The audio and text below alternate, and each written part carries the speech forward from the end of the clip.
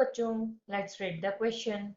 Which one of the following orders present the correct sequence of the increasing basic nature of given oxides?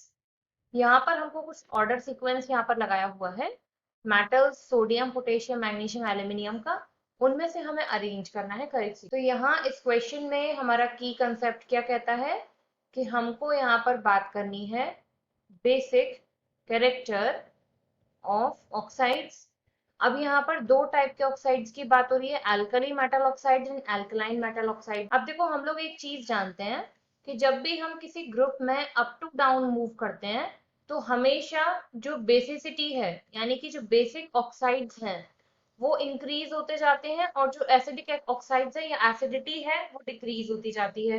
लेकिन अगर हम along the period की बात कर रहे हैं फ्रॉम लेफ्ट टू राइट, तो लेफ्ट टू राइट मूव करने पर क्या होगा कि यही जो बेसिक ऑक्साइड्स का बेसिक कैरेक्टर है ये क्या होता है यहाँ से डिक्रीज करता जा रहा है।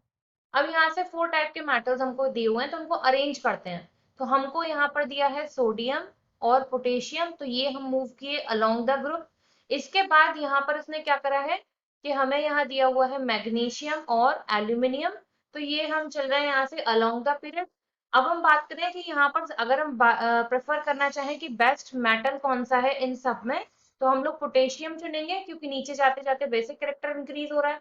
और अगर हम यहाँ पर लीस्ट मेटालिक कैरेक्टर वाला ढूंढना चाहें इस केस में, तो हमारा यहाँ से हम लेंगे एल्यूमिनियम ऑप्शन। तो हमसे मांगा जा रहा था इंक्रीजिंग बेसिक कैरेक्टर, तो सबसे कम किसका होगा बेसिसिटी एल्यूमिनियम की। इसके बाद इससे थोड़ी ज्यादा किसकी हो जाएगी मैग्नीशियम की। इसके बाद इससे ज्यादा किसकी हो जाएगी सोडियम की। और सबसे ज्यादा यहाँ पर बेस्ट मेटल हमने प्रेफर किया है पोटेशियम।